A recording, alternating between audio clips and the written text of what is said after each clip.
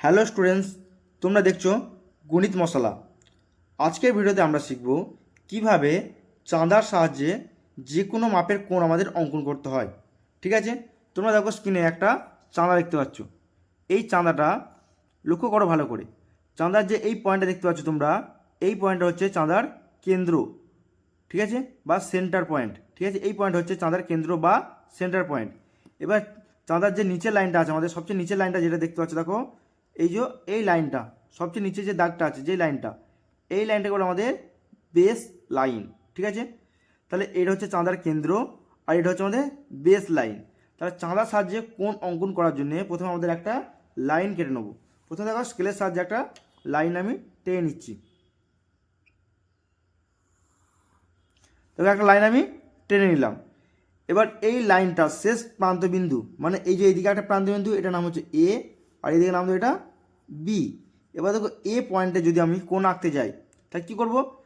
এ পয়েন্টে আমরা কী করব? চাঁদার এই কেন্দ্রবিন্দুটা বসাবো।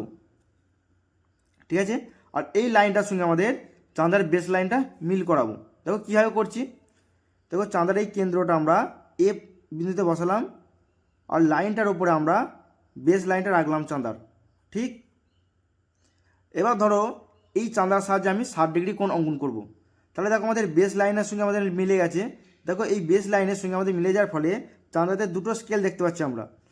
একটা দেখো ভেতরের দিকে স্কেল আছে, 0 থেকে শুরু হয়েছে, আর একটা দেখো এখানে একটা স্কেল আছে, 0-র পাশে উপর দিয়ে একটা স্কেল আছে, এটা হচ্ছে 180, 170, 160, 150।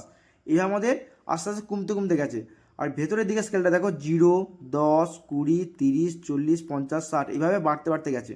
ঠিক আছে, এই দুটো স্কেলের মধ্যে কোন স্কেলটা অনুসারে আমরা এগোবো? দেখো এই যে 0 পয়েন্টটা আছে, এই 0 পয়েন্টটা ধরে আমরা সবসময় এগোবো। ঠিক আছে, তাহলে 0 পয়েন্টটা ধরে আমরা 60-এর দিকে যাব। তো 0, 10, 20, 30, 40, 50, 60, এই 60 পয়েন্টটা দাগ দিলাম। বোঝা গেল? এরপর কী করবো? আমরা স্কেলের সাহায্যে যে এই পয়েন্টটা আর এই পয়েন্টটা এরকম করে মিল করে নেবো বা যোগ করব। ঠিক, তো এইটার নাম দিলাম সি। তাহলে আমাদের যে কোণটা তৈরি হলো, সেই কোণটার নাম হয়ে যাবে CAB। CAB 60 ডিগ্রি কোণ উৎপন্ন হলো। ঠিক আছে, বা আমরা অঙ্কন করলাম 60 ডিগ্রি কোণ। এবার যদি আমাদের কোণটা চাঁদার উল্টো সাইডে আঁকতে হয়, মানে ধরো একটা লাইন টানলাম, দিয়ে আমাদের নাম দিলাম এখানে এ পয়েন্ট, এটা বি পয়েন্ট। এবার যদি আমাদের লাইনের বি পয়েন্টে কোণ আঁকতে হয়, মানে এখানে প্রথমে লাইনটার এ পয়েন্টে কোণ এঁকেছিলাম বলে এইভাবে আঁকলাম। এবার যদি লাইনের বি পয়েন্টে কোণ আঁকতে হয়, তাহলে কী করবো? একইভাবে আমরা বি পয়েন্টে চাঁদার কেন্দ্রবিন্দু নিয়ে আসবো।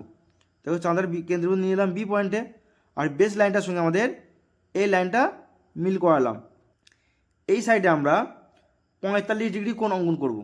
দেখো 45 ডিগ্রি কোণটা কীরকম, দেখো দেখো এই সাইডে দেখো আমাদের একইভাবে দুটো স্কেল দেখতে পাচ্ছি। এক ভেতরের দিকে স্কেল 180, 170, 160, 150, মানে ভেতরের দিকে স্কেলটা আমাদের বড় থেকে আস্তে আস্তে কমতে কমতে ছোটোর দিকে গেছে। আর বাইরের দিকে স্কেলটা দেখো 0, 10, 20, 30, 40, 50, 60 এইভাবে আস্তে আস্তে বাড়তে বাড়তে গেছে। তার মানে এই দিকে দেখো আমাদের 0 পয়েন্টটা কোথায় আছে? বাইরে আছে। তাহলে 0 ধরে ধরে আমরা উপর দিকে উঠবো, আস্তে আস্তে 45 পর্যন্ত যাবো। 0, 10, 20, 30, 40, 45 মান হচ্ছে 40 আর 50-এর মাঝে। দেখো 40 আর 50-এর মাঝে দেখো একটা দাগ আছে, ছোট দাগ আছে, তাহলে এখানে দাগ দিলাম। ঠিক, এবার কী করবো? আমরা স্কেলের সাহায্যে এই দুটো বিন্দু আমরা যোগ করব। এই বি বিন্দুর সঙ্গে আমাদের এই বিন্দুটা যোগ করব। তাহলে এই কোণটার নাম হয়ে যাবে আমাদের, এটা নাম দিলাম সি। তো এটা নাম হয়ে যাবে আমাদের ABC, সমান হবে আমাদের কত? 45 ডিগ্রি। তাহলে চাঁদার সাহায্যে আমরা এই একই রকমভাবে যে কোনো মাপের কোণ আমরা অঙ্কন করতে পারবো। ঠিক, এবং লাইনের যে কোনো প্রান্তে আমরা কোণ অঙ্কন করতে পারবো। আশা করি তোমরা বুঝতে পেরেছো চাঁদার ব্যবহার। ভিডিওটি ভালো লাগলে অবশ্যই লাইক শেয়ার করে দেবে। Thank you for watching.